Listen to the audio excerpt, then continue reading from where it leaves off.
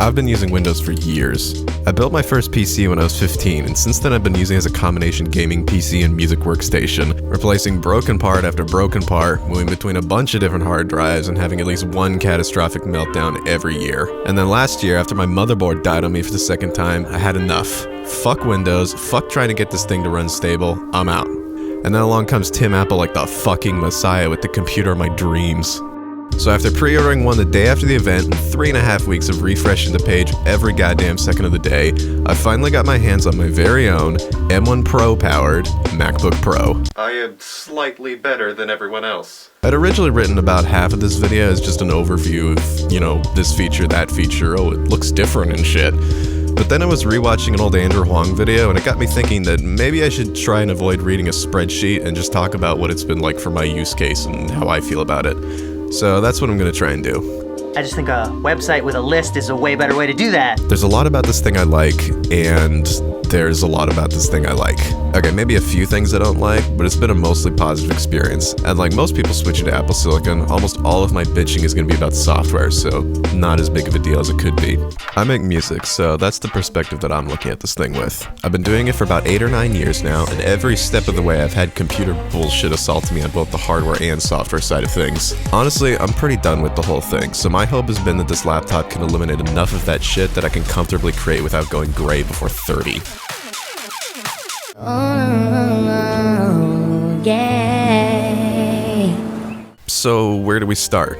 Well, I like the way the thing looks. This is pretty much the first time the MacBook Pro has been fully redesigned since the first unibodies in 2008, depending on how you view the 2016 models. I like the way they looked, but I never felt great about the idea of trying to daily one. They were thinner, took away some ports, came in space gray, and didn't have a glowing Apple logo. The 2021, by contrast, is thicker, added the ports back, and still doesn't have a glowing Apple logo. Whack. But MagSafe is back. That's cool. Pre-2016 Apple was cool.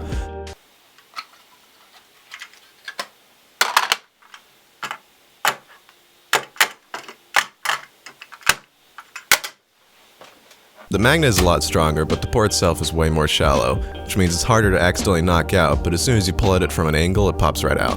The faster charging also means a bigger power brick, but in person it's not a huge difference. The new brick is taller, but it's also a little more shallow, so it ends up feeling a little smaller in the hand.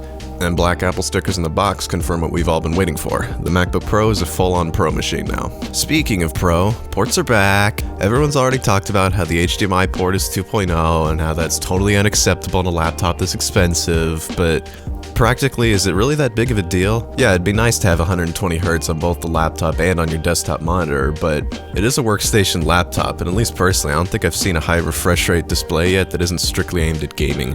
For most cases, I feel like 4K 60 is going to be pretty much fine. It'd be convenient for plugging in a projector in a conference or something, which I think is probably the sort of use case the Apple engineers had in mind. They're targeting professionals, and going for the slightly older HDMI spec would have helped keep costs down, something that, if the pricing history on the Intel MacBooks is anything to go by, really should be more expensive for what it is. Plus, if you want 5K, both the Apple monitors and the LG thing are Thunderbolt anyway, so it's not like you're totally locked out of getting more if you want. The HDMI port along with the SD card reader also means that we lose a Thunderbolt port this time around, but if you check System Report, you can see that each one actually gets its own dedicated lane. Plus, since now you can charge the laptop with MagSafe, the rest of the I/O is always freely available. I use this Anchor thing to dock it at my desk, and it usually works fine, although sometimes I'll plug it in the first time I'll get a totally frozen display on the big monitor. I've never really made use of it, but I like knowing that I can have the full 40 gigs of bandwidth on all the ports. So, like, if you're using them all, technically you're getting more for your money? I've never had any major problems with peripherals or anything, but the right side Thunderbolt port likes to bug out on me from time to time and not recognize my drives or USB hub. Otherwise, I've got one of the current gen Launch Key Minis, Terminal Mix 2, an Xbox controller, and an MX Master that I've been able to keep using just fine. I've also been using these two G drives since internal storage is expensive as fuck, and for the most part they work fine, but for whatever bullshit reason the Time Machine drive takes like 5 minutes to properly mount every time. Total pain in the ass, but on macOS 12.0 they wouldn't work at all unless I used a different cable. Your mileage may vary, but as far as external drives go, these are supposed to be pretty good quality, and considering they're sold on Apple's store, it'd be nice if the experience was a little smoother. Monterey also apparently dropped support for my beloved DualShock 3 over Bluetooth, which is why I picked up the Xbox controller, but there is a script someone's made that gets the DualShock to work over USB. It seems to work okay, so I'll link that in the description. And yeah, I do play games on this thing. Sometimes. My standards aren't really that high, because the collection of gaming hardware at my disposal basically consists of a GTX 660 and a Wii. Wii? But, you know, for the older shit I like playing, it works fine. I can get Skyrim to run at playable frame rates through Parallels, and that's enough to make me happy. I got curious and tried running some benchmarks on Parallels, and it actually didn't do too bad. I left everything at the settings I usually use, and then threw a Geekbench run at it. I was actually pretty impressed. It managed a 1553 single-core score, which is only about 200 points less than the scores I got under macOS. After that I tried Firestrike, and I got a score of 4962, which is, you know, 660, 770 territory, I think. So, not great, but not terrible. Again, you know, old-ass games. Whoopie-dee-scoop. Scoop-dee-dee-whoop. Whoop-dee-scoop-dee-poop. Oh yeah, and since I got the Space Gray, all my ports have, like, silver showing through around the edges. Especially MagSafe. I'm more annoyed over how dirty the MagSafe cord is. Luckily though, the braiding is tight enough that if you spend enough time on it, you can get it looking pretty decent. Also, the MacBook Pro text is on the bottom now. I like it. The text under the screen look cool, but I don't need to be reminded what computer I use. Speaking of under the screen, oh shit, look what else is there. It's a keyboard. I fucking love this thing. I've never used a Magic Keyboard before, but after trying out the keyboard on a 2019 MacBook, there's definitely a bit of a difference. Not a huge one, but enough that I do really value the upgrade. There's obviously more travel than the butterfly keyboards, but they've also managed to keep a bit of the tactility that led me to actually kind of like the feel of the butterfly keys the few times I tried them, despite the low travel. I don't know how they did it, but they managed to make a membrane keyboard with a really nice, sharp, tactile bump to it. Feels great, and it's definitely my favorite keyboard that I've ever used, as hard as that is to believe.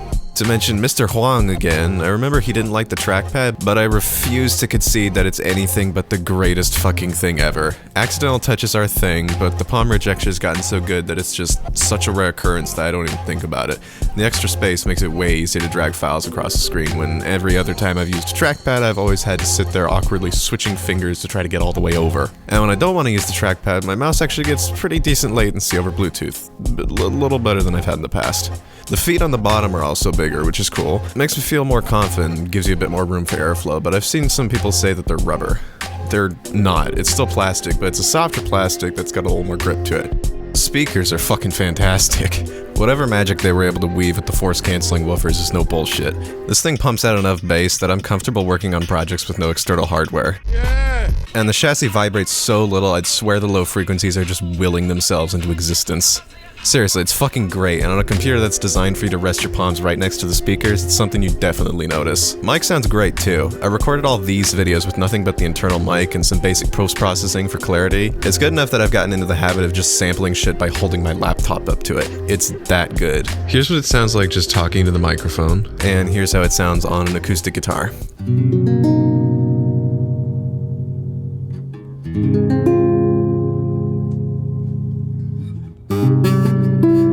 The display is 3456 by 2234 for the 16-inch, so close enough to 4K that you're not going to notice the difference at this size.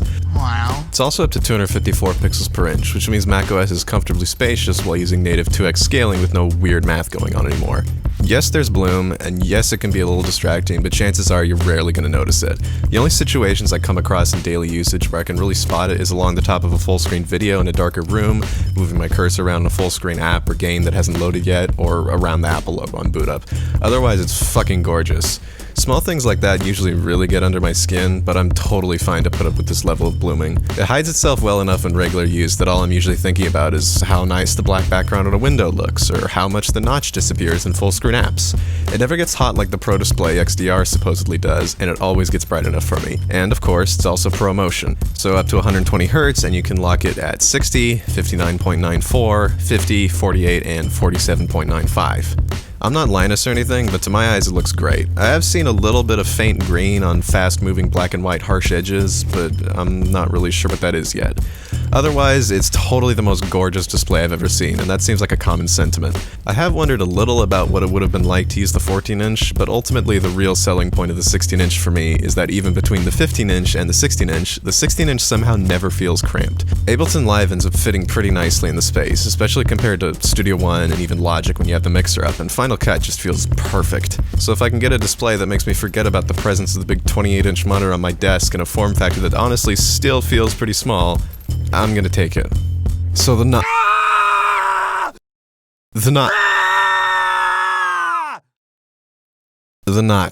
It exists, everyone seems to think it's either indefensible or beyond criticism. If I can just sort of inject some reality in this situation, it's kind of just there. This is the wallpaper I was using when I first got the computer. It's pretty dark, and unless I was looking right at it, I pretty much forgot the notch was even there. And even now, it sort of melts into the background.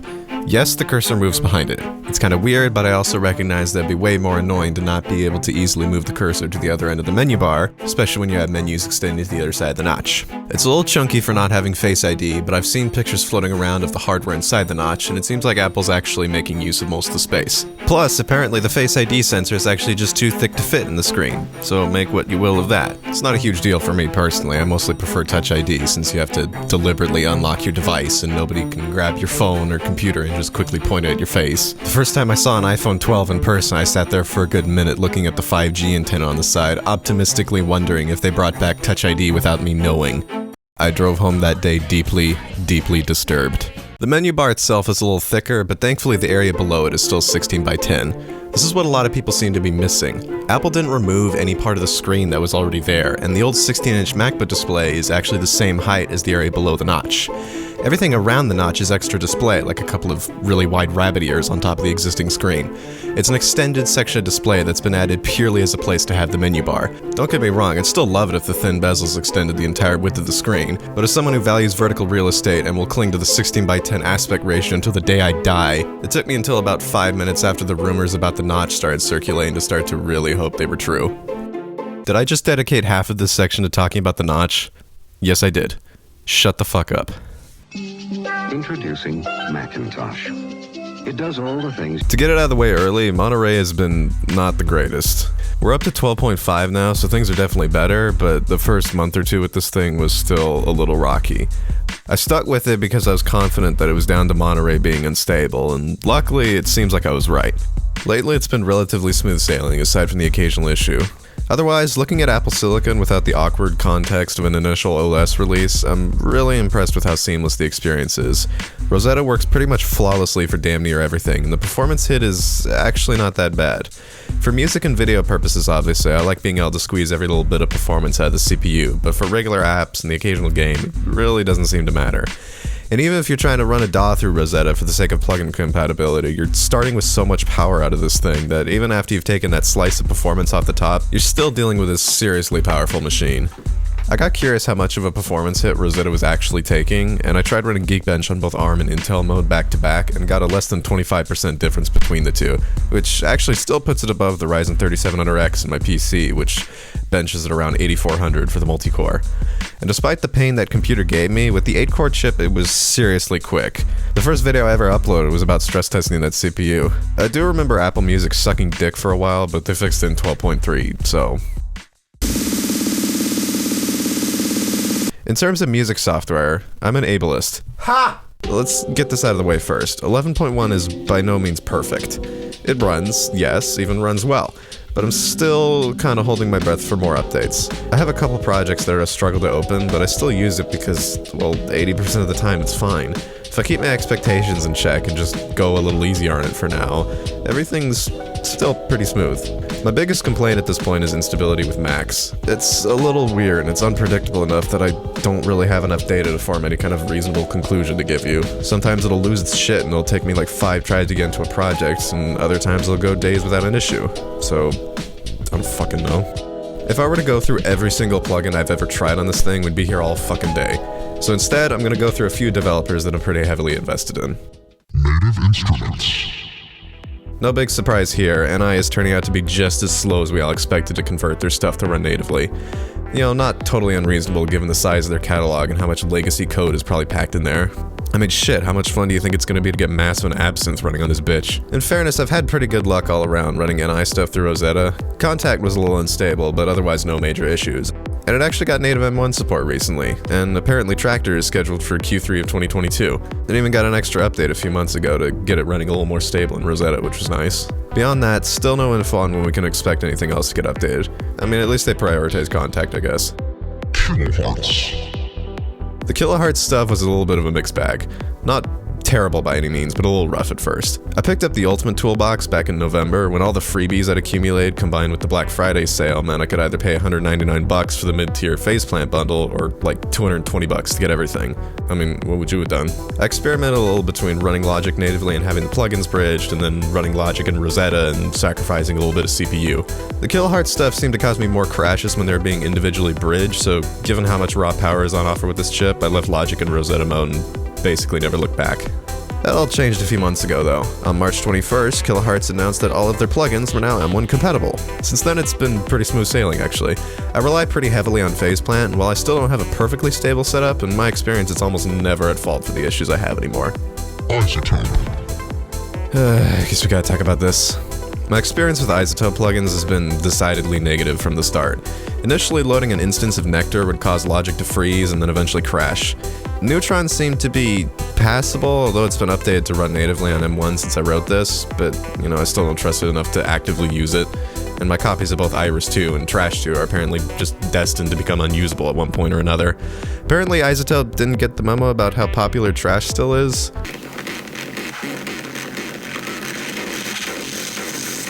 Maybe FabFilter is a double agent inside. Ozone has really been the only saving grace for me here. I was able to manage with it alright through Rosetta, and apparently they've since updated it to be M1 native. Again, like with Contact, Ozone is the one I was most frustrated with not having native support for. And I've been using it and I haven't really had any major complaints with it so far. Everything else. Serum's been M1 native since I got this thing. Works great. Same deal with Vintage Warmer, Vintage Verb, Track Spacer.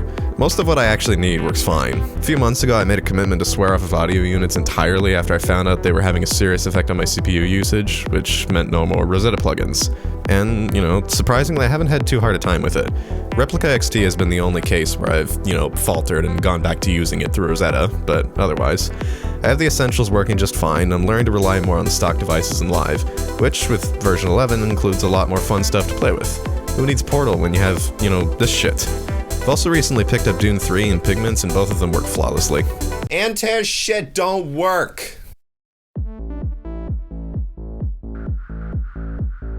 So my boyfriend offered to let me do this section to provide some of my own thoughts, as I have my own opinions on my much smaller 14-inch machine I bought around the same time as him. She bought hers literally 24 hours before me. I got it on fucking launch day. Our machines are pretty similar, only I've got less storage, 2 less CPU and graphics cores, and obviously mine is a tiny bit smaller, meaning less display and cooling, as well as the speakers are not as big, I think. However, I do not regret choosing the 14-inch over the 16. Screen size is a preference. In my case, I have to carry my MacBook around my college campus and my house quite a lot, meaning I like the smaller weight and size for practical purposes.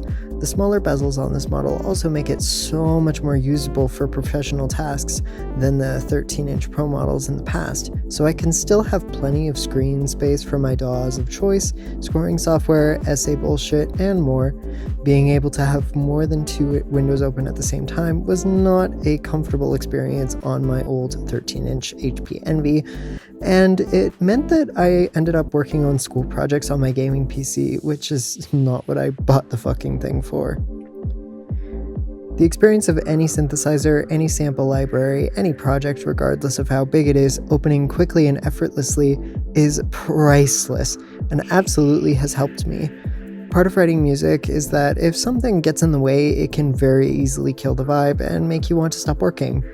This computer is like my old 2012 MacBook Pro, providing a fast, mostly flawless experience, And like my boyfriend has said, most issues tend to come from conflicting things between x86 and ARM, but are getting fixed all the time.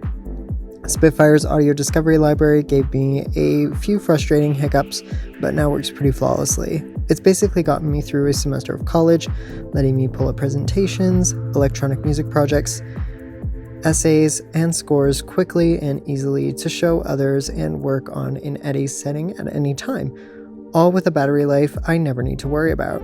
Even the little details, adding the HDMI port, which lets me connect to my university's projectors and TVs for presentations, the beautiful screen for both visual work and casual movie watching, the reintroduction of the SD card reader for my camera. Basically the perfect laptop for me as a music production student that also loves electronic music and other creative things on the side. Was it worth the $2,000 I worked 150 hours for? Yes, it is. So do I have any regrets about making the jump from x86? Nah, not really. I'm totally happy to go the next 6 months or whatever without, like, Tractor and FM8 if it means I can get this kind of power out of something that generates so little heat that the fans never seem to turn on. And I'm from California, so that shit counts for a lot. I'm currently enjoying a summer where I don't have to consider how much I'm willing to sweat just to work on a song idea. And going back to those other videos I recorded on this thing, all I used was a mouse and some headphones. I even had the thing sitting on my bed and it handled everything just fine.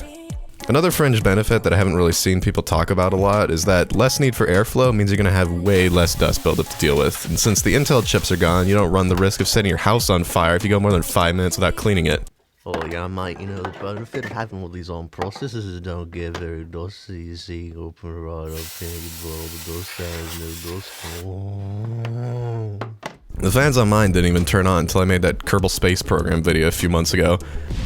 I have to either be running a game while recording video or transcoding in Handbrake, otherwise it's dead silent. Rendering out video from Final Cut or Motion hasn't even been enough to get them running yet, and even when they're on full blast, the fans just sound nicer. Oh yeah, and the batteries have pull tabs now, which is sick, and apparently the display cable is way longer, so it should be basically impossible to put enough stress on it to cause problems. I've never had a laptop before, so I think some of the excitement other people are having over things like the battery life of this thing are sort of lessened since I don't have the same context as someone who's upgrading to one of these from an x86 laptop. But the fact that going from using desktop computers my whole life to using a laptop for everything hasn't left me feeling like I'm missing out on anything is pretty damn impressive. Overall, at least as far as I'm concerned, this thing is pretty much perfect. And like I said before, my complaints pretty much just boil down to software problems, all of which should be fixed in time. Ventura got announced, and hopefully that'll be even better. I've been totally willing to make some sacrifices and get in early if it means getting to take advantage of the benefits that the ARM transition ultimately brings. And, well, so far it's been working out great. This is only the second batch of Apple Silicon chips to come out, and it already feels pretty close to a fully realized platform.